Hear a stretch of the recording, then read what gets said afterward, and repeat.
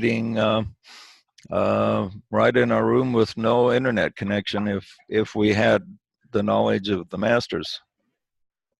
At this Lucius Trust meeting, I haven't read this myself, but they're apparently quoting some DK book where he says all this radio stuff is only possible because these fire elementals are cooperating with humanity. Or I guess not elementals, I guess they were supposed to be devas.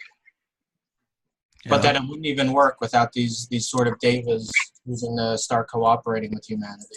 You ever hear about that? Yeah, well, you know, all activity in the universe is the result of some life, either higher or lower. So, you know, even radio and internet communication is through movement of atoms and electrons and electricity and elemental life at work of some type.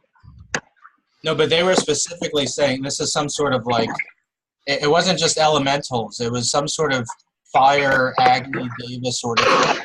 Oh, and really? The idea was that they, at some point, they specifically started, there was a decision that they would cooperate with humanity, and that's what allowed for radio and that stuff. That was the idea. That he said radio that, or radium? Radio. Radio, okay. Yeah, I don't remember reading specifically about that, but yeah, I'd be interested in seeing the quote on that one. It sounds kind of like an interesting idea. Okay. Anything else? Oh, I have a tip for Maria on your headpiece. Mine on the cord itself that's coming out of the earphones. There's this little nodule. Yeah. And it's got a button on it. If I press it, yeah, and then when the light's solid, then it's working. And perhaps on the cord someplace on your headset, you'll find something that adjusts the microphone, turns it off or on, mutes it, or the volume. Is my sound too loud or soft or something? No, I'm talking for Maria. Can't get her microphone. Oh, for Maria. Oh, okay. Yeah. And it may be something on the unit itself. Mine has, like I say, a little mute button right on the cord. Yeah, they must be different. Mine doesn't have any button at all, unless it's on the headset or something. Just an idea, you know. Trying. Yeah. We get. At least we got everything together better than we did the first few meetings, so at least everything's workable. Okay.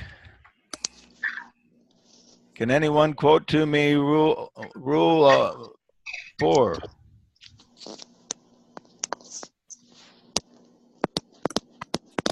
Well, I'll just quote it to you then. Sound, light, vibration, and form blend and merge, and thus the work is one. It proceedeth under the law, and naught can hinder now the work from going forward.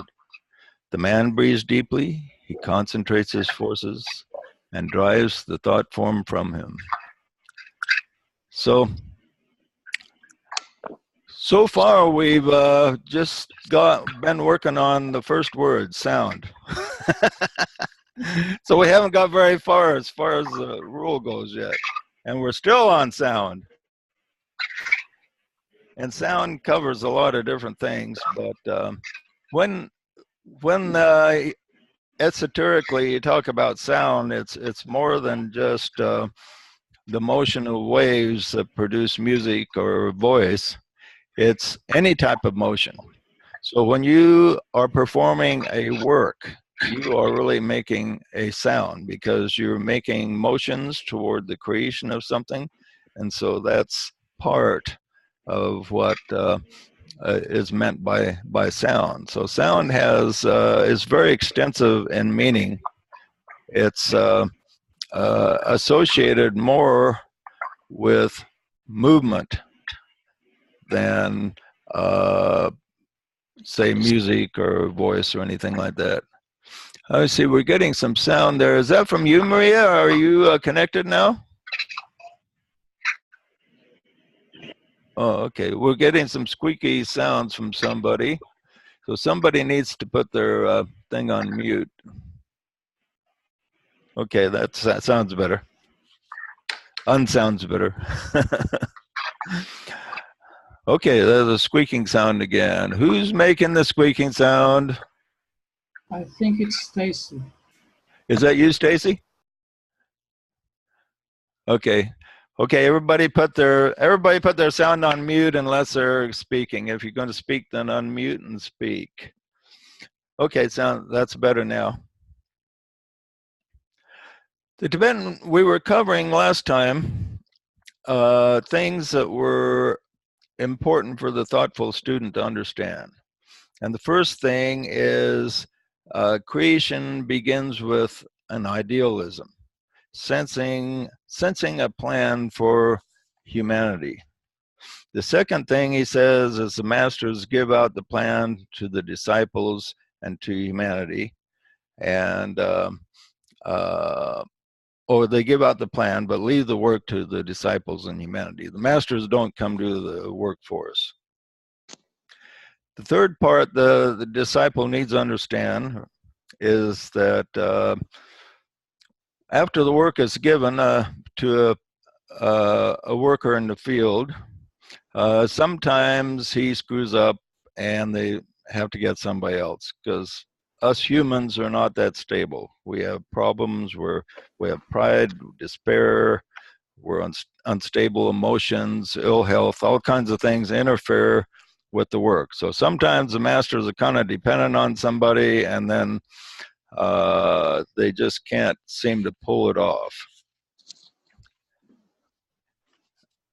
So we have those three things, and that's where we left off. The next one is the masters have to step down their plans and adapt them to the imperfections of the masses. He says, especially in the Occident. Now, I don't know why it would be more in the Occident than in the East. Maybe they are more into the esoteric teachings in India and different places, and more accepting of whatever the masters were to teach, because they have been, they're conditioned in different ways. But anyway, they have to step things down for us. And so this is something disciples and seekers such as ourselves needs to appreciate, is that things are stepped down for us. And as complicated as DK's writings are in White Magic and other places, he does point out that he's having to step things down for us, and so he doesn't probably write to us the way he would write to advanced students, but he does a good job, I think. He says there is some success in alternative spiritual movements where they're beginning to realize three things. He says, first of all, the reality of unseen worlds is beginning to permeate public consciousness. And the second thing he says that's permeating consciousness is the terrific power of thought. And the third thing, he says, the need for scientific knowledge on these two matters. Now, there's all kinds of kind of new age type movements that are doing this, and some churches like the Unity Church and Science of the Mind and different ones like this, and some of the regular religious ones to a smaller degree are emphasizing, well, what's being really emphasized right now is the power of intention and things like this, the power to focus your mind on what you want, to put your thoughts out there to the universe, to try to let the universe deliver. Some of these are really impractical, but at least it's a step in the right direction. It gets people thinking. Have you noticed, though, that a lot of people that are kind of into something for nothing pretty much end up with nothing? Have you noticed that before? Or people who come to you with a get rich quick scheme, they often can't pay their bills and driving an old clunker and living in a half almost homeless. And so you can't expect something for nothing. You have to have input that is real in order to get something back. So just putting your wishes out there and getting something for nothing is not really a good foundation. But that said, there is terrific power in thought. But thought must be followed by what? Action. Action, right. Thought must be followed by action. And if it's not followed by action, then the thought just dissipates and it becomes as if it didn't even exist. Now, he talks about the need for scientific knowledge on these two things.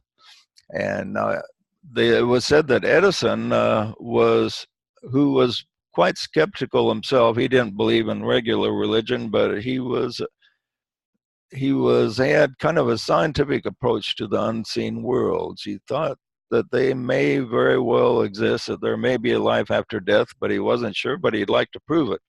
So he was working on developing some type of machine to communicate with the spirit world. And unfortunately, he wasn't able to finish that before he died. But DK makes a prediction that scientists will actually discover such a device sometime in the near future.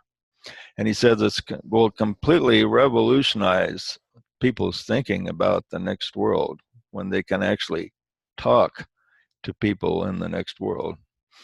That would really be different, wouldn't it? Imagine talking to everybody, being able to talk just like we're talking right here to people in the next world, and we'd ask them, well, which church is really true, or what's true about this? And all of a sudden, we'd be getting the same answers from everybody, and people would have a hard time getting their own thought forms going. What's say? Isn't that what isn't that what the hierarchies are trying to get to with our understanding of mental telepathy? That we should start practicing and getting used to it, because it's a turn phase in the future that we can't sidestep. So start clearing up your thoughts and your feelings and start practicing this use of mental telepathy, so it's pre-programmed into the youths coming up, and for us to get used to it, because that's the way of the future. Is there anything to that? Well, mental telepathy kind of comes in steps. People kind of like every once in a while you'll feel like maybe the phone will ring, or if it does ring, you kind of have a feeling who it is. That's kind of the beginning of it, but intuition. Yeah, but it's possible to develop a full-fledged mental telepathy where we can have soundless communication with each other. That'll be interesting. That's what I was under. I was under the impression that was what was meant to be for us to start doing, getting mental telepathy in all the different ranges of the spectrum.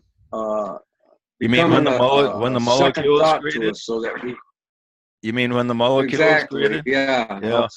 Yeah, that's entirely possible. We don't know everything that will materialize yet until it happens.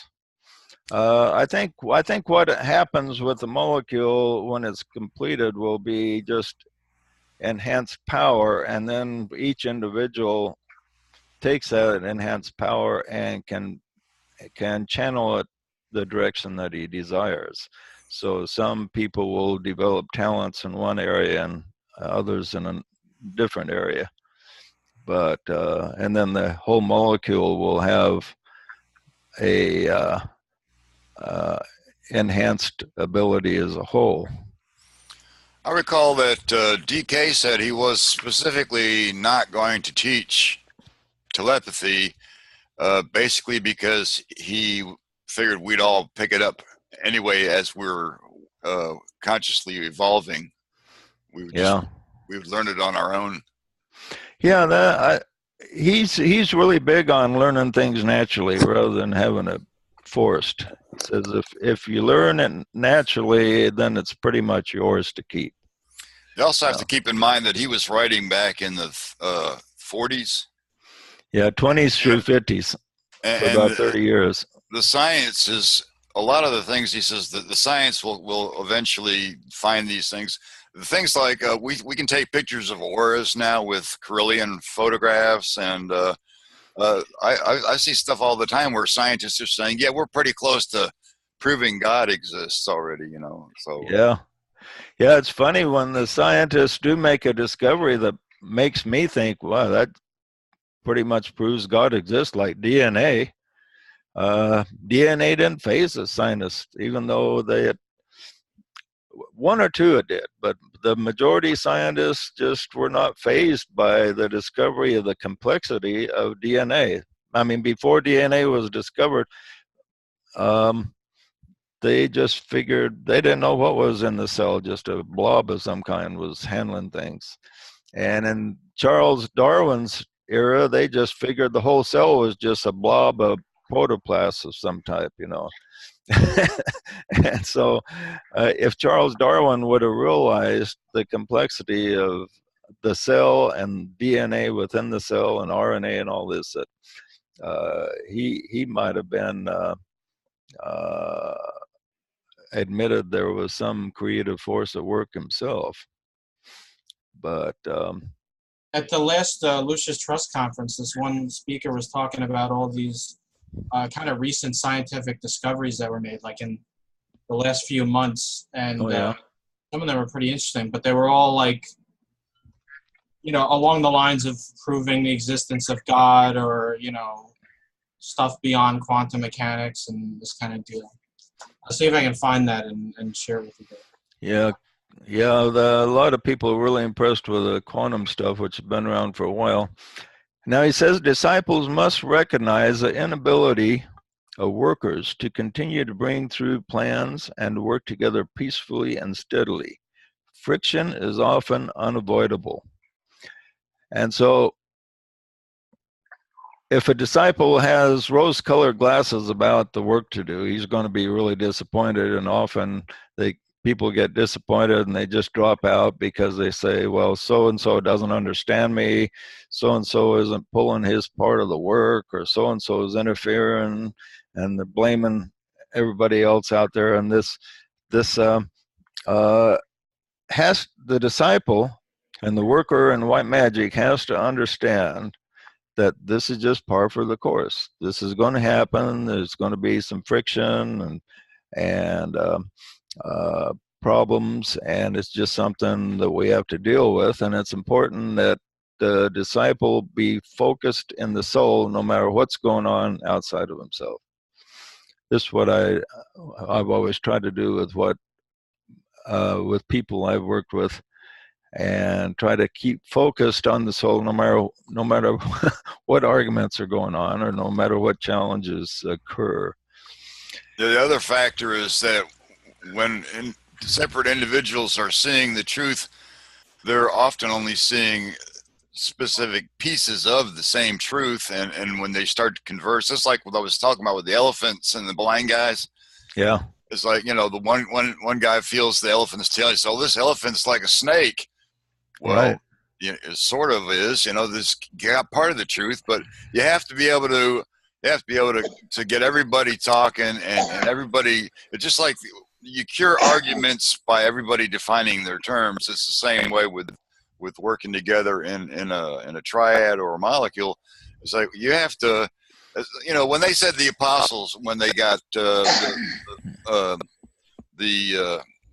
tongues of fire, they could speak to everybody, and they're, you know, regardless of what language people talk. I think what they were talking about is they knew how to express the whole truth in ways that people, you know, picked up on. So, you know, they knew which part that this guy understood, and you know. And right, a lot of it is like Cool Hand Luke says, what we have here is a failure to communicate. And so in the parable I wrote, which was an extension of the three blind men, the three blind men communicated with each other, and then they began to understand that each person had a piece, and nobody was really wrong. And when there's good communication, then two people will often agree. Oftentimes when I hear two people argue and I see they're both right, but they're both using different definition of terms or a different perspective, but they're often both right from the way that they're looking at it, and they can't see that in each other. And this is a big problem. Just understanding the other point of view and person's other point of view and where he's coming from. And one thing that really bothers me when I'm having an argument with somebody and he misunderstands me, and I'll say, well, if it sounded like I meant that, that's not what I meant, let me explain. And then I explain what I mean, and he said, but that's not what you said. And he goes back to that first way I explained it. And he will not accept the explanation of what I really meant. He insists I meant what he thought I meant. You know, have you guys ever had that happen to you? Yeah, that's a common thing. And when a person will not go by what you said you meant, then the problem is his fault.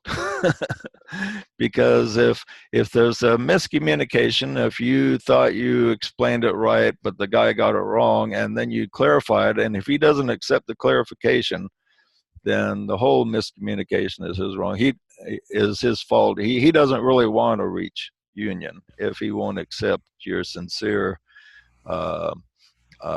beliefs explained clearly. Yeah, sometimes the people that want to argue with you aren't really arguing with you. They're arguing with the last person that tried to explain something to them. Yeah, right. That's true. They project his personality on you, and it's like, I don't know who you're fighting. It's like, this is not coming from me. It's like your ex-husband. You're putting your ex-husband on me or something like. You know what I'm saying? They project another person on you, and then they're arguing with that person. Right, or they just go by their old belief system, and yeah, that's a lot of things to contend with in reaching one. If a person is centered on the emotions, you can rarely win an argument with him, or rarely change his mind. You have to change his feeling, and that's really hard to do. Now he says disciples must watch for creeping self-interest and ambition. And yeah, that's a problem. We all have self-interest to a degree, and we're all ambitious to a degree, but we need to center it in such a way that the end product is service toward others, rather than just ambitious for self-interest only. That goes to what DK says about trying to avoid the glamour issue and the focus on the ego. Right. And then he says, this is an interesting one. The disciple must guard against fatigue due to long effort in materializing the plan and the strain incident upon high behavior. Okay, well, this is a real big problem I've seen in people, and you know, we've started the Keys clear back in 1998, and a lot of really good people have come and gone. And because they came and gone, why? Because they didn't see the molecule developing, they didn't see anything happening. And so they hung around for a while, and then they left. And a lot of these people were really good people with a lot of talent. And so we've had a lot of people come and go, and there's a handful here that have been with us for a long time. Oh, Rick, he started the Keys to begin with, talked me into doing it. And Asaf's been with us a long time. Rulina's been with us quite a while. Who else? Annie's been with us clear from the beginning, I think. Oh, and Adam's been with us a long time. Adam, we were just complimenting you all back on your new video you made.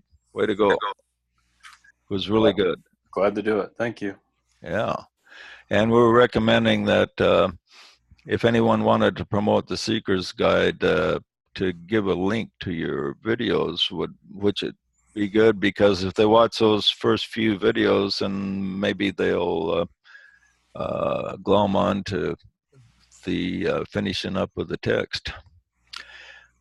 Okay, so anyway, the seeker must avoid this fatigue and endure as long as it takes. Remember what the words of Jesus, he says, he that endures to the end shall be saved. And in the Greek, it reads more accurately, he that perseveres until the consummation will be delivered. Now, as far as the molecule goes, I first received the information on it way back in 1979. So it was around the fall or latter part of 1979. And so I've been working on this almost 39 years. And, yeah, let me see, 39 years I've been working on this. Won't be long before I'll be 40 years in the wilderness working on this. And so I can really identify with this. I can see, I've taught a lot of people about the molecule, and a lot of people have been enthused about it and even got a witness on, but they aren't around now, and the molecule is now farthest thing from the minds of a lot of people I have taught about it over the years. I've organized several groups and made progress, and then they fell apart almost in an explosion. And then after it fell apart, we never saw most of them again. There was another one besides that one group with your ex-wife? Yeah, that was clear back in 1979. That group, for the first group, was started. And have you learned anything as far as keeping them together, JJ? Yeah. I started the first group in 1979. Curtis and I started it, and in the middle, we were didn't really start it around the molecules before the molecule was created, but we were teaching higher principles and in the group, and then I got this revelation on the molecular order and started teaching it, and the people were very interested and supportive, and we began to make progress, and I got powerful verification that it was a true principle. If I hadn't got powerful verification, I wouldn't have been continuing for almost 40 years on it. And that's how powerful the verification was. Even I continue in season and out of season because I know it's a true principle. And so anyway, yeah, the first one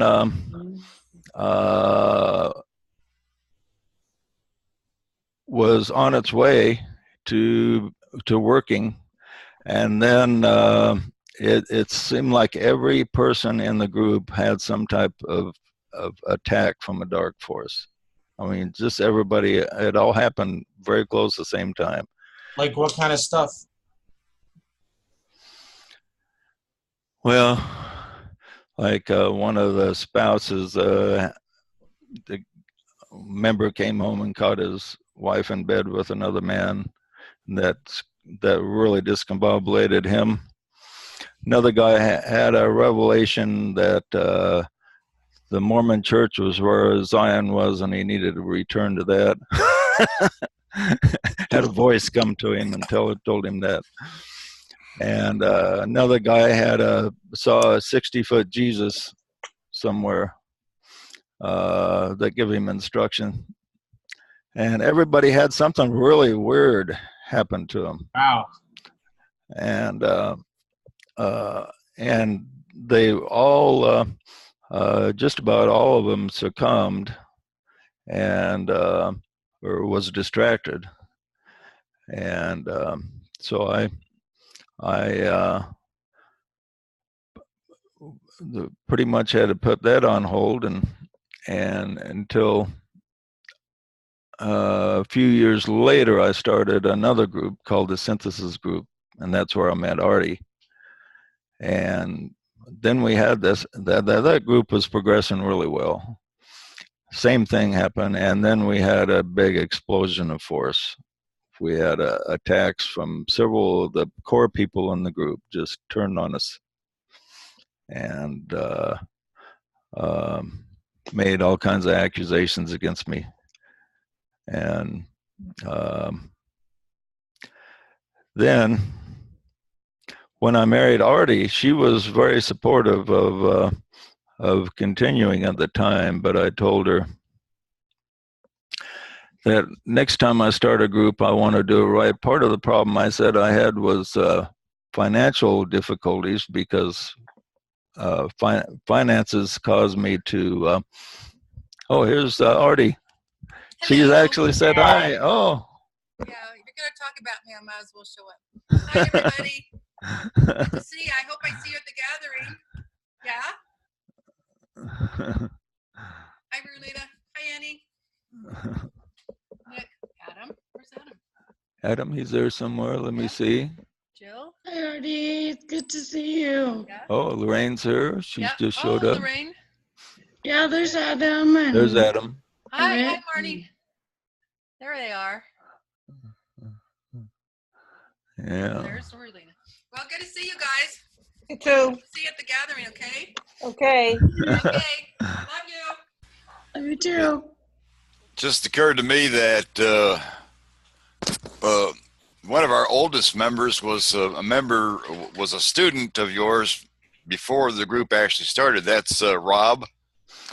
Yeah, right. It was about the time I started writing the Immortal book. I started posting some things online, and Rob was had a number of people interested, and Rob was the only one that hung on out of that group. That was when the internet was just barely starting. I think some of these people might know him by Cos now. Yeah, right. Cosmic Journey or whatever he's going by. Right. Yeah, I was explaining to you that anyway, that that group fell apart, and I determined that I wanted to get a little more financially stable, because every time I start a group, I take my mind off of finances and then have a hard time making a living. And so we worked for 10 years trying to create a business in that situation, and never really got in that situation where could make it work. So when I started writing the Immortal, I was still having to work like crazy, keep body and soul together, and I was working about 80 hours a week. And the only time I could find to write it was after 2 a.m. So I worked on it between 2 and 5 in the morning, and just made do with less sleep, taking a nap in the afternoon whenever I got a chance. But so that's what I did for the next quite a number of years, next 10 or 15 years, whatever it was, as I did, well, most of my writing till 2 and 5 in the morning, and working 80 hours a week. Now I'm semi-retired, so I got you'd think I'd have a lot more time, but I don't get a lot more done. But anyway, I didn't mean to get diverted away from the class,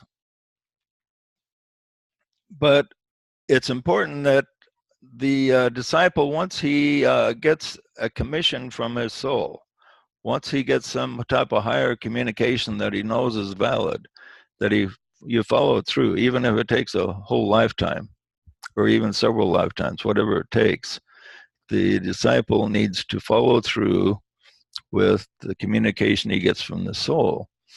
And until you do follow through or show that you're following through, if you just give up and don't do it anymore, then your soul won't give you anything of really major importance. until you get back on track. So if like 10 years ago you got something really important from your soul and you never did it, perhaps you need to go back and retrace your steps and say, well, maybe I need to make this particular thing happen. But you want to make sure it was a definite communication, though, if you're going to do that. Okay, any comments or questions here? He says, the next thing the disciple needs to learn is he must develop the capacity to recognize those who are sent to help him in the work. Okay, that's an interesting thing. And I find this is that people with a degree of soul contact have a recognition of other people that have a degree of soul contact. And you just have a feeling about people that you meet that they are having some of the same contacts you do. Everybody has different degrees of contact, but the ones with say on a scale of 1 to 10, people from 2 to 10 can kind of recognize each other. The very beginning people have a harder time recognizing, but once a person's kind of got his foot in the door as far as soul contact goes, then he can recognize people, and the people that are sent to help him will be other people on the similar level to himself, maybe a little higher, a little lower, but they'll be fellow travelers like himself. AKA seekers. Right. And then he says, above all, that the worker must watch against failure to keep in touch with his higher self and with his own master. And so the person, this is very subtle sometimes, because if a person loses light gradually, it's a little bit like turning down a light very gradually. You don't notice it's going down if you turn it down really gradually. Now, if you turn a light down very gradually over a period of a couple minutes to like half brightness, you won't notice it. But then if you turn it on very quickly all at once, then you can say, wow, I didn't realize I was in such a lack of light there. And so soul light is a little like that. If we ignore it long enough, or kind of partially ignore it, then if it begins to fade a little gradually, then it can kind of catch us off guard. So the disciple must always pay attention to his inner self. You know, am I in contact with that inner soul within me? Am I still in touch? So keep in touch as much as you can, and if you feel it's dropping off, then start just paying extra attention. Energy follows thought. And so you want to do two things: pay attention to the soul, and then take the last communication, the last impulse you receive from your inner self, and follow it to the best of your ability until you've executed that thing. He says, the problem to be solved by all that are seeking to cooperate with the Great White Lodge has 4 objects in view. First, in working out the plan, we work out karma, individual, national, and the world. Second, gathering out the lights from all groups and impressing on them the principles of the New Age. Okay, there's, he says, gathering out the lights of all groups. I think he's talking about the subtle planes. Eventually there will be a physical gathering. But right now it's a subtle gathering on the inner planes until a physical gathering happens. According to responsive disciples, mystics, and of knowers everywhere, so will be the rapid coming in of the New Age. So it's depending on us. It's depending on the people that are the true seekers. we may not be the greatest disciples in the universe, but we know one thing about ourselves. Everybody in this group is we're all seeking. We're all seeking to follow the highest we know. And so people like us and those associated with us and those other seekers on the internet, according to their response, will be how fast the new age comes in. And unfortunately, one of the problems is there's such a political divide, is that if you have the wrong idea of politics, you're looked on with as being evil. And so even among groups that are, say, followers of the Bailey writings, there's people within the groups that kind of are at odds with each other just because of politics. They can't just put that aside and look at the true principles. And this is a hindrance. He says the ones expected to perform could fail, and the hierarchy would have to look elsewhere.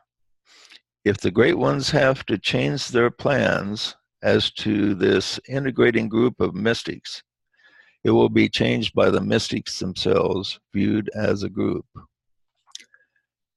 So he emphasizes that if a group or the groups of disciples just aren't doing their part, he says the change has to come from within the groups themselves. The hierarchy aren't going to come down and straighten us out. They'll give us the initial impulse, and then if we fail, then they will wait for an opportunity to give a new revelation, a new impulse. Third, he says the development of the intuition and discrimination of the disciples of the world and their ability to sense higher vision and to achieve the cost of the lower, the consciousness of that higher plane, and to achieve at the cost of the lower, the consciousness of the higher planes. So we have to sacrifice a lot of the things in the lower desires in order to achieve the higher plane. And that's something that everybody I know could do better with, is that it's hard to let go of all the things in this material world that appeal to us. You don't have to let go of everything, but you have to be willing to let go of anything that is necessary in order to achieve the higher. Present-day troubles are largely due to a lack of intuitive perception in the past, and this fault lies primarily among the mystics of the world and not so much among the lower aspirants. The trouble is not laying in lack of idealism or even lack of intelligence and sincerity.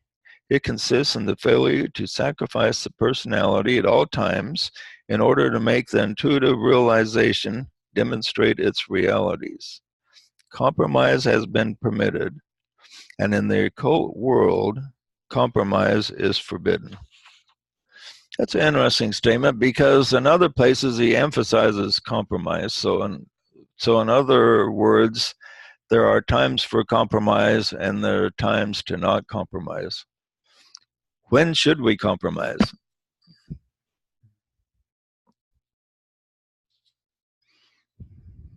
And when should we not? What's the difference?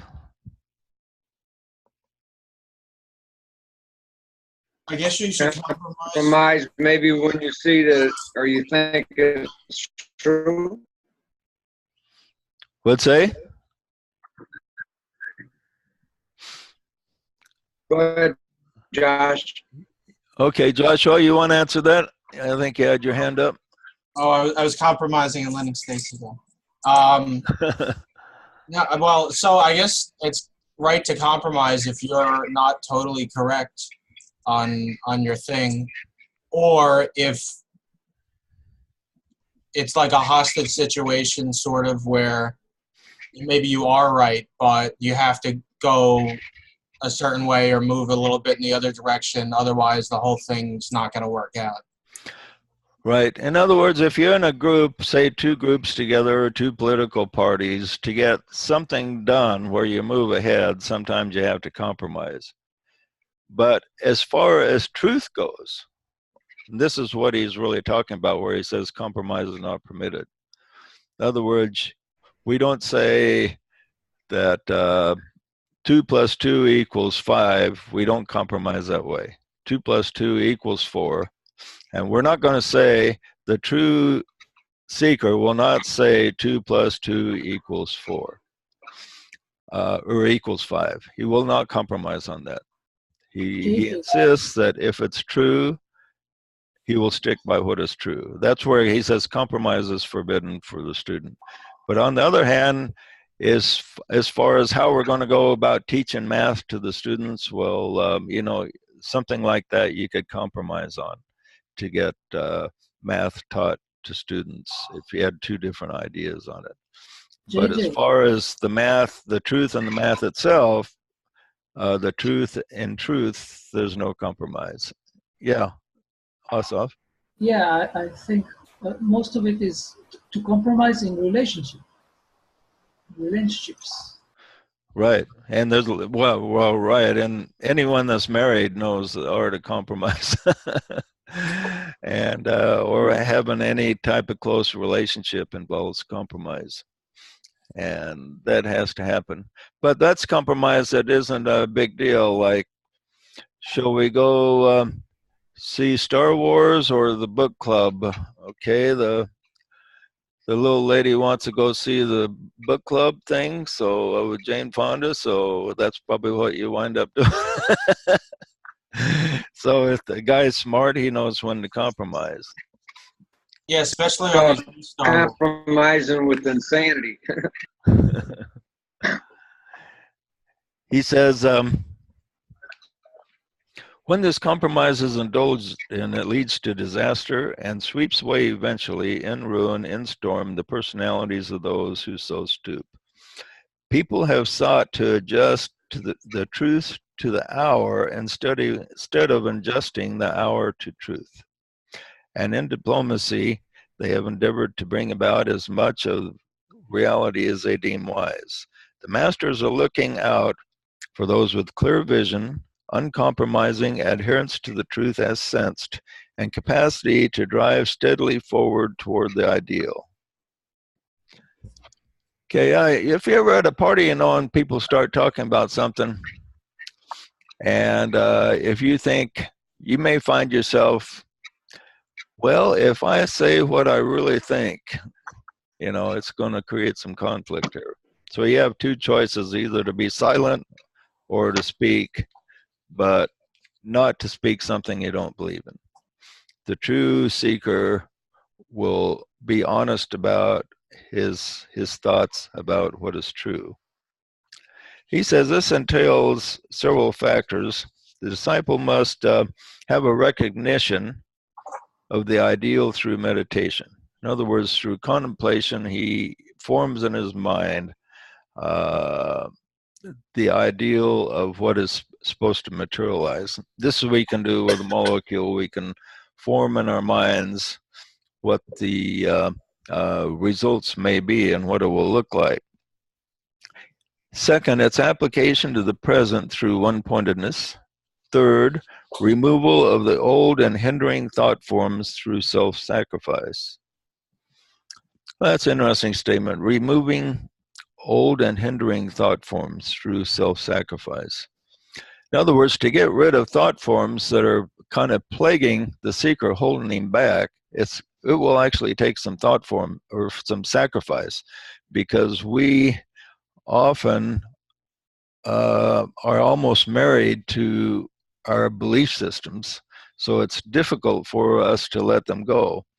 When you think back to some changes you made in your life earlier, I bet it was really difficult to let your old belief systems just go, because they are almost like a part of you, what makes you up, what makes you what you are. Okay. The disciple will have a refusal to compromise through clear vision, a compromise on truth, a discrimination that enables a disciple always to distinguish between the acts of an individual and the individual himself. And 6, a realization that in occult work it is not permitted to interfere with personal karma any more than it is permitted to shield from the consequences of action. This entails, therefore, a refusal to interfere in anyone's business, that is, as regards to the personality life, and yet involves a refusal to shirk the business of a larger cause. It is essential that workers learn to discriminate between the factors which make for personal liberty and those that militate against group liberty. Yeah, he says a refusal to interfere in other people's business. And you notice a lot of spiritual groups have a leader at the head that likes to interfere with people's personal business, tells them who to marry and what to do and what to eat and how many hours of sleep and stuff like this. Scientology is really big on that, and a lot of these cults are telling people, running people's lives, and this is not part of the plan of light, where we allow as much personal liberty as possible. Fourth, he says, workers in the new cycle will be selected by their impersonality and inner contact. Disciples often err in who they think is ready. So that's an interesting statement. Disciples often err in who they think is ready. And this is a problem I've had in a number of groups that I've worked with, is a lot of people think that they're way up there and they're really ready, but the other guy isn't. And sometimes it's just the opposite. Sometimes the guy they don't think is ready is really doing pretty good. And sometimes neither one of them are doing that great. And sometimes, so you never know. This is why Jesus cautioned us to not judge, lest we be judged. He didn't say, you can't judge. Like a lot of people think that Jesus spoke of judgment as if it's an evil thing. Well, it's not. But he gave a warning about it rather than prohibiting it. In the fact that he says, if you judge, you will be judged just as you judge. So therefore be cautious about careful about how you judge somebody, because you're going to be judged in the same way. And so that's an important point for disciples to realize. We have to have wise discrimination. Exactly. Our opinions. Okay, what the masters look for. They look to see whether the inner flame, the result of effort wisely to work and think and do, burns with increased brilliance, and how much they dominate over astral divisions and thought forms. So that's important, that the disciple have that ability to dominate the thought forms and the emotions. Now, I've spent a lot of time teaching in the past the importance of dominating the emotions, because emotions turn everything upside down, but thought forms are particularly powerful. And if a person's a member of a church or grew up in, say, as a Mormon or a Catholic or a Jehovah's Witness, he's partook of a powerful thought forms associated with those organizations. And those thought forms have to be dominated before he can see beyond that. And if you ever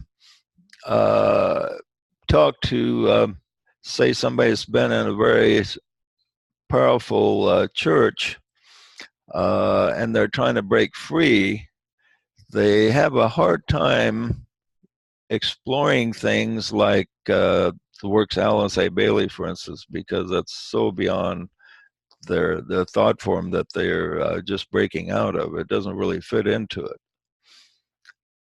Don't you think so, Adam? You're a member of the Mormon Church, and so have you found that with Mormons that they have a hard time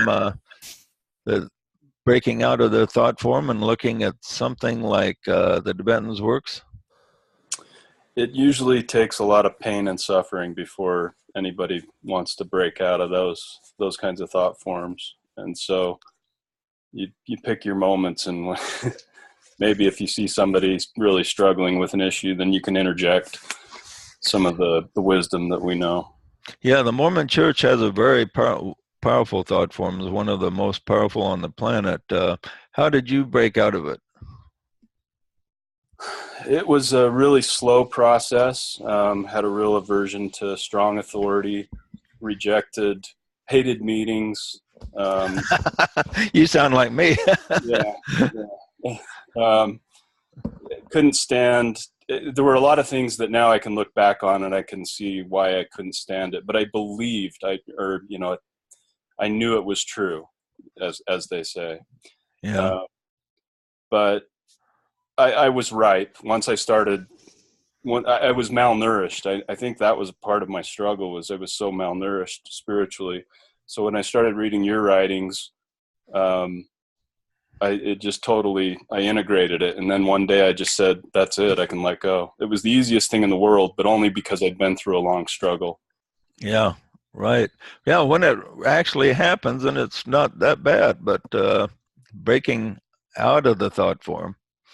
And just like a lot of Mormons, I go to some of these Mormon sites where they think they're really breaking away from the church and into new stuff, Well, they're not into new stuff at all. They're just re-examining the old stuff in a little bit different light. but they don't go into the ancient wisdom or anything. They miss all the higher principles. So anybody else here really had a hard time breaking out of a thought form? No, I saw if you're from Israel, but were you raised as an Orthodox Jew, or have you always been a free thinker? I was raised as an atheist, so God doesn't exist. So I had to break away. Oh, really? From you were raised as an atheist? Yes. Oh, well, that's a thought form in itself. Yes. So I had to, but also it wasn't that difficult because we had the attitude of free thinking. So if I have the freedom to think as I choose, it wasn't so difficult to get away from that thought form. So that was one good thing your parents did. They let you think on your own, huh? Yeah. Yeah, that's the way my parents were with me. They didn't influence me at all, and they didn't believe in influencing me. And so they just let me believe whatever I happened to glom onto at the time. And that was probably good for somebody like me. It wouldn't have been good for some people, but I probably chose that circumstance. Okay, another thing the masters look for, they look to see who can struggle and contend for principle with personalities and yet keep the link of love intact. They realize they're dealing with weaknesses and look for opportunity to lift them up. We talked about that a little bit earlier, how the masters, we have to struggle with the imperfect people, and yet we still have to see the Christ in them. And the next thing, the disciple needs to understand, he says, the law of adaptation, and is pliable and kind of can roll with the punches of life. And D, above all, they look for one with a good soul contact. So that if the masters find somebody that has reliable contact, then they figure they can trust them quite a bit, because when they send an impression their way, then they'll sense it. Somebody just has beginning soul contact and or soul contact once in a while, they may not get the message. So it's important that the disciple is able to tune in to the inner self and the soul, so he can receive contact when he needs to change direction or do something different. Okay, that's about all the time we'll have. We'll continue next week where we left off here. And we will do short meditation and then close. Follow me in sounding the Om. Try to sound it yourself on a note that feels comfortable. Om.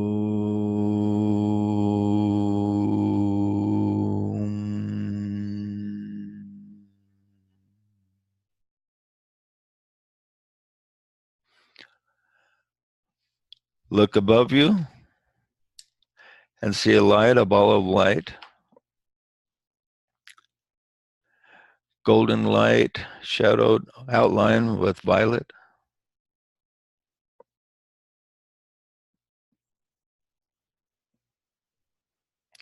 And in the center, a point of dark blue. And it's exerting a magnetic force on your consciousness, pulling your consciousness up. See your body floating up into this point of dark blue light. This is a clear, cold light of the soul, the higher self. You're floating upwards, upwards, above the earth. You can look down and see the whole planet below you.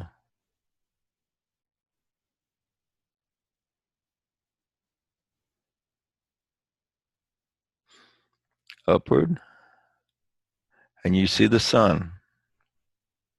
And as you see the sun, you feel pulled toward the sun.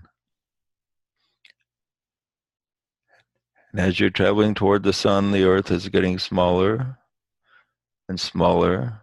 The sun is getting bigger and bigger. And even though the sun is warm, hot physically, it feels just comfortable. You feel radiant rays that blend with your solar angel within.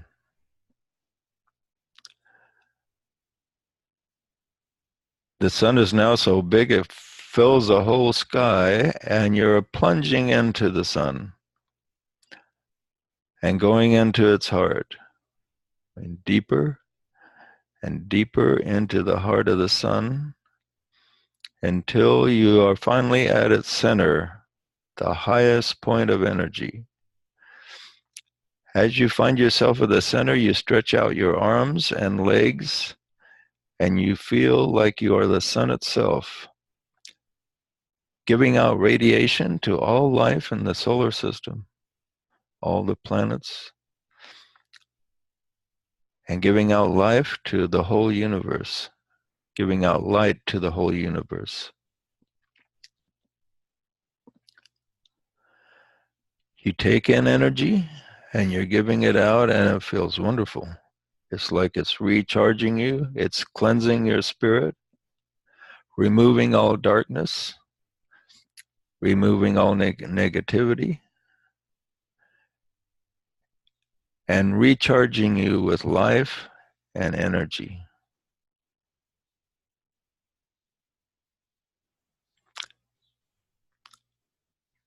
Feel yourself being recharged in just a moment of silence.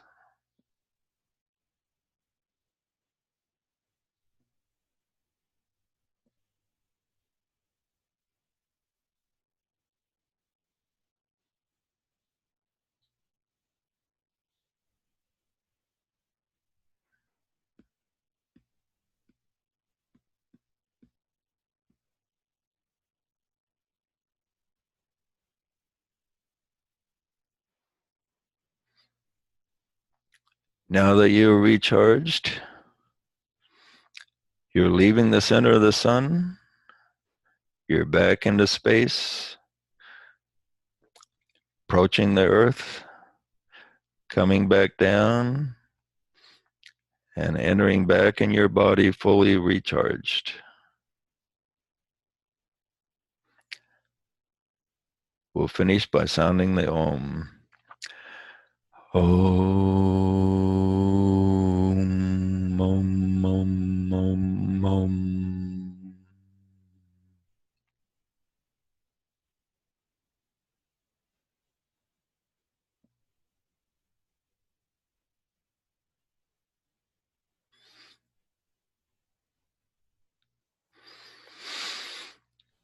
Will everybody get recharged for another week here? Oh yeah, I'm ready to go. Back to work. I'm working on a carving here. I don't know if you can see it or not. Oh, you love to carve, don't you, Rick? Oh, I do. Yeah. Okay. Well, appreciate everybody showing up, and we will look forward to seeing you next week. Thank you very much, JJ. Thank you, JJ. Oh, Thanks, no, you know what I did? Peace and love, everybody. What? Oh, I did record. I was thinking I didn't remember putting the recording on, but I did. Thank God. Yeah, you guys always check to make sure I had that recording on. So yeah, I'm glad I did. Okay. Well, we'll see you guys next week then. Bye, everybody. Okay, Thanks, JJ. peace, everybody. Bye-bye. Bye. Bye.